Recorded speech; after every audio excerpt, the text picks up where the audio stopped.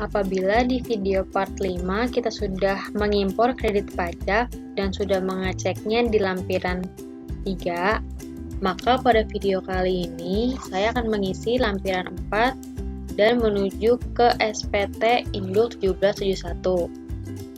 Jadi langsung saja kita ke menu SPT PPH ke lampiran 4. Nah, pada lampiran 4 ini terdapat dua bagian. Bagian A yaitu penghasilan yang dikenakan PPh final, dan di bagian B terdapat penghasilan yang tidak termasuk objek pajak. Nah, untuk kasus PT MNF Pesona Indonesia, ia hanya memiliki penghasilan yang dikenakan PPh final berupa bunga deposito sebesar 120 juta. Kita masukkan di kolom 3 yaitu dasar pengenaan pajaknya, lalu masukkan tarif bunga deposito sebesar 20% di kolom 4. Setelah itu di kolom 5 untuk PPh terutangnya otomatis terhitung. Nah, karena PT MNF tidak mempunyai penghasilan yang bukan merupakan objek pajak, jadi bagian B-nya kita kosongkan saja lalu kita simpan. Setelah itu kita klik OK. Nah, selanjutnya kita akan menuju SPT Induk 1771 ke SPT PPh Wajib Pajak Badan. Nah, untuk pembukuan atau laporan keuangan PT MNF Pesona Indonesia, laporan keuangannya itu tidak diaudit, sehingga kita tidak perlu mengisi nama dan NPWP kantor akuntan publik dan juga akuntan publiknya. Jadi kita bisa langsung isi nama dan NPWP kantor konsultan pajak serta konsultan pajaknya. Ini kita copy paste saja.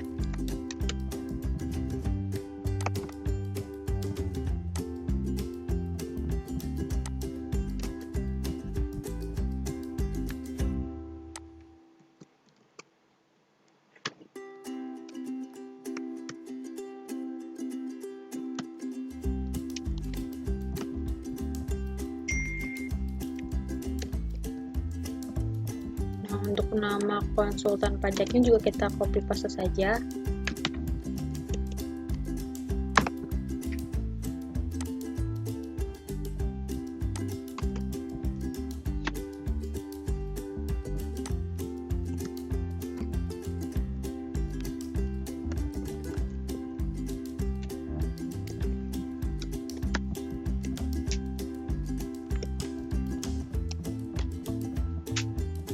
Setelah itu kita bisa lanjut ke bagian A sampai C. Nah, untuk di bagian A ini terdapat penghasilan kena pajak. Untuk nomor 1, 2, dan 3 ini otomatis terisi dari lampiran yang sudah kita isi sebelumnya. Nah, di bagian B ini terdapat PPh terutang. Di nomor 4, PPh terutangnya ini kita bisa pilih salah satu dari tarif yang tersedia. Karena kalau kita lihat dari peredaran bruto milik PT MNF Pesona Indonesia, peredaran brutonya itu sebesar 46.617.989.000, sehingga masih di bawah 50 miliar. Jadi PT MNF Pesona Indonesia mendapatkan fasilitas 31E, yaitu pengurangan tarif sebesar 50%. Jadi kita pilih tarifnya itu yang 4C. Nah, ini otomatis terhitung untuk PPh terutangnya. Namun pada aplikasi ISPT ini untuk penghitungan tarif dengan menggunakan fasilitas 31E masih belum sesuai karena untuk menghitungnya hanya berdasarkan peredaran brutonya saja, belum ditambah dengan penghasilan lainnya. Ini saya sudah melakukan penghitungan PPh 29 menurut penghitungan berdasarkan SE nomor 2 tahun 2015. Dan ini juga saya juga menyertakan perbandingan penghitungan ISPT secara otomatis dengan hasil 1.483.574.443 rupiah. Nah, untuk penghitungan di ISPT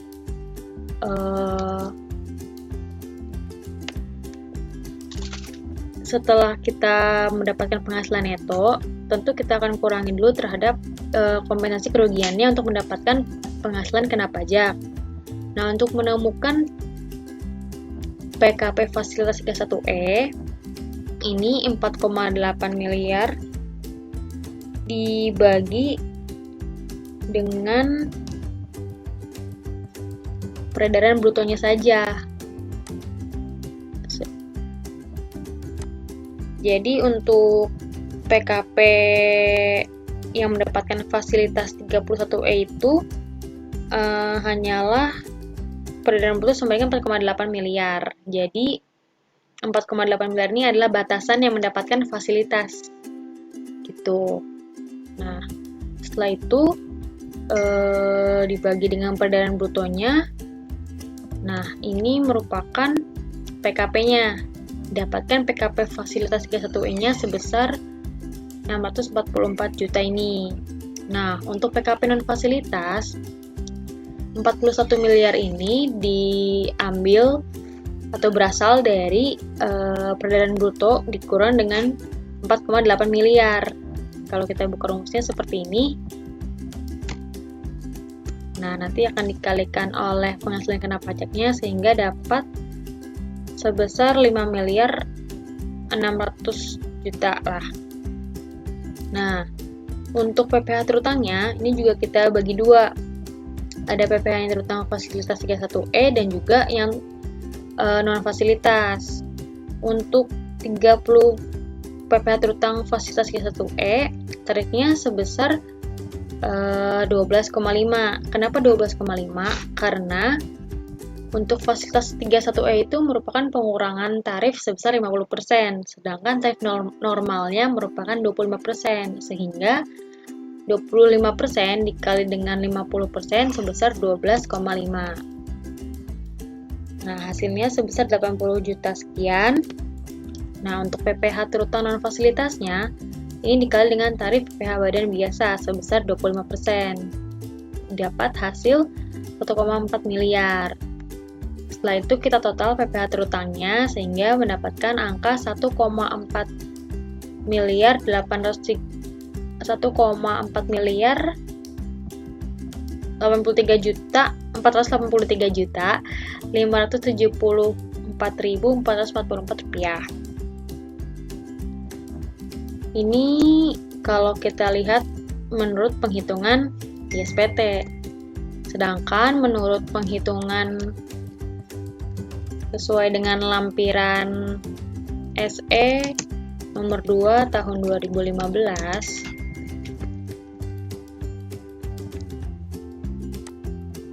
ini cara menghitungnya juga sama seperti penghitungan ISPT.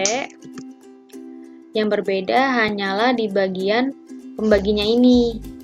Kalau di penghitungan ISPT hanya berdasarkan peredaran bruto, kalau berdasarkan surat edaran nomor 2 tahun 2015, ini total dari seluruh penghasilan. Jadi dari peredaran bruto ditambah dengan other income. Ini kalau kita buka rumusnya, kita lihat itu dari, ini kita buka coba. Dari net sales ditambah dengan bunga deposito, laba selisih dan laba selisih kurs. Dan juga penghasilan dari luar negeri berupa dividen. Jadi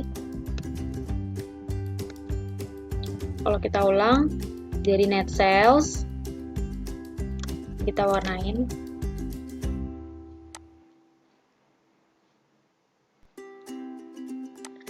sales, lalu ditambah dengan bunga deposito, lalu ditambah dengan laba selisih kurs, lalu ditambah dengan dividen dari Thailand. Nah, nanti akan didapatkan hasilnya sebesar 48 miliar sekian. Lalu dikalikan dengan PKP, mendapatkan hasil 617 juta ini. Nah, untuk PKP non fasilitas, ini juga 43 miliar didapatkan dari 48 miliar 637.989.000 dikurang dengan 4,8. Kalau kita buka rumusnya seperti ini, lalu dikalikan dengan PKP, sehingga dapat nilai 5.638.958.466. Nah, untuk PPh terutangnya juga dibagi dua. Untuk PPh terutang fasilitas 31E, tarifnya 12,5 karena mendapat pengurangan tarif sebesar 50%. Sedangkan untuk PPh terutang non fasilitasnya dikali dengan tarif PPh badan normal sebesar 25%. Sehingga apabila ditotal, maka total PPh terutang sebesar 1.466.918.683. Nah, untuk memperbaiki perbedaan penghitungan ini, kita bisa menggantinya di kolom ini. Terdapat perbedaan ya warna kolomnya antara yang warna agak gelap dan juga yang putih. Kalau warnanya putih berarti kita bisa ganti sesuai dengan penghitungan kita. Ini kita hapus dulu, terus kita copy hasil penghitungan kita. Oke.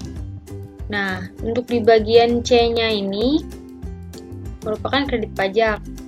Untuk nomor 7-nya PPh yang ditanggung pemerintah itu tidak ada.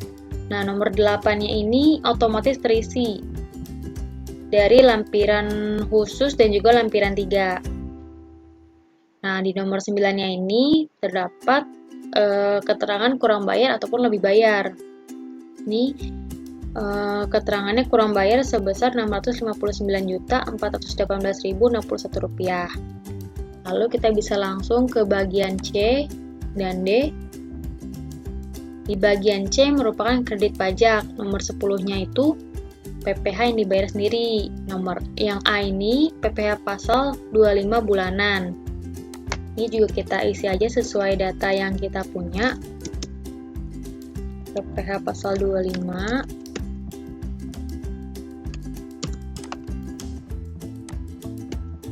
Dan STP PPh pasal 25, tapi hanya pokoknya saja, hanya pokok pajaknya. Oke, nanti di bagian D terdapat keterangan PPh kurang bayar atau lebih bayar. Pada kasus ini PPh-nya kurang bayar sebesar Rp455.418.061. Lalu kita bisa lanjut ke bagian E sampai G. Di bagian E-nya terdapat angsuran PPh pasal 25 tahun berjalan. Nah, nomor 14A penghasilan yang menjadi dasar penghitungan angsuran. Nah, karena saya sudah melakukan penghitungan di Excel, maka kita langsung copy paste saja.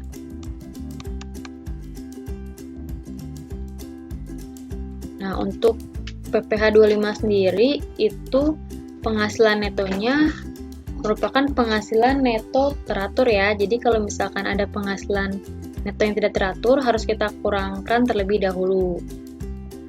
Ini kita copy paste saja.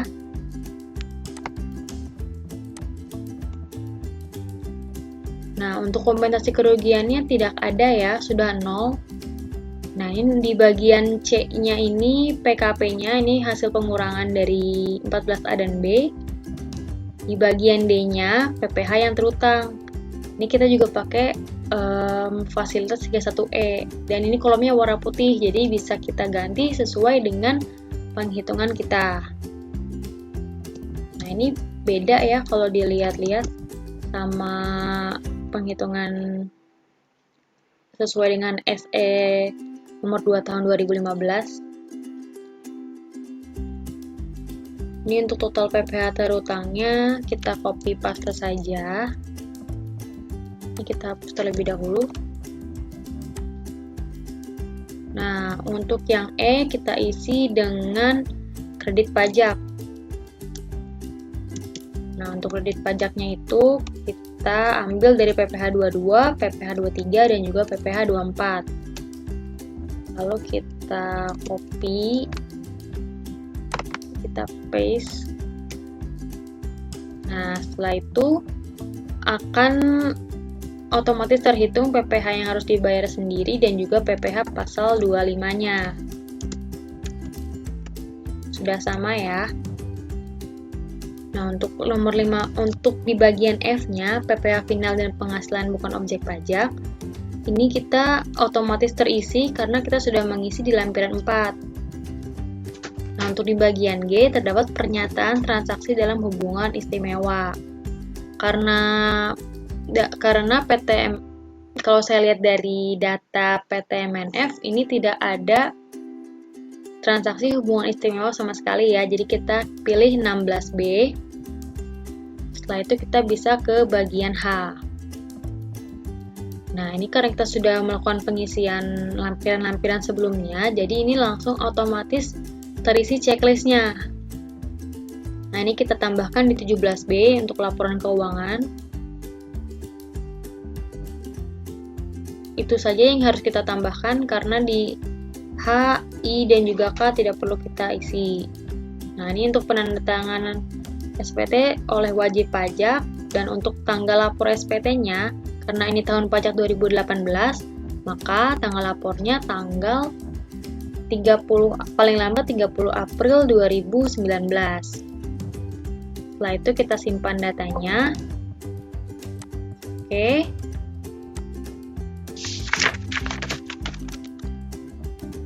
Setelah itu kita ke daftar surat setoran pajak karena PPh-nya tadi statusnya kurang bayar. Nah, ini terdapat daftar SSP yang harus dibayar dan juga terdapat daftar SSP yang telah dibayar. Nah, ini kita bikin aja yang baru.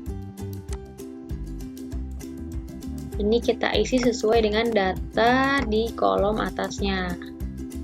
Untuk kode jenis setorannya itu 200. Dan untuk NTPN-nya ini kita tulis sebanyak 16 digit. Tapi sebenarnya itu NTPN itu terdiri dari kombinasi huruf dan angka. Namun pada ISPT ini kita hanya dapat memasukkan NTPN berupa angka saja. Jadi kita isi saja 16 digit. Kalau saya pembuktian saya klik B, dia tidak muncul. Jadi kita langsung aja kita isi pakai angka.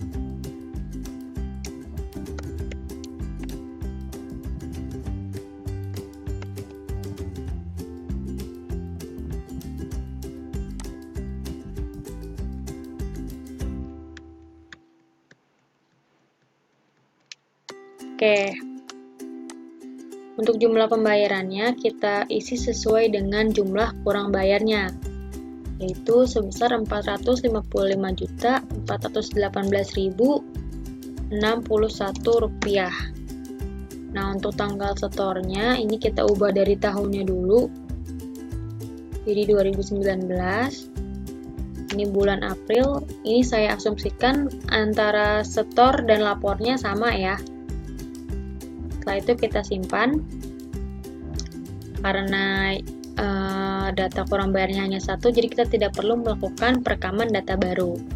Kita klik No, nanti akan otomatis terinput seperti ini. Nah, mungkin untuk video part 6 sampai sini dulu. Nanti di video selanjutnya akan saya jelaskan mengenai pelaporan data, lalu mencetak semua lampiran dan juga SPT induknya, dan juga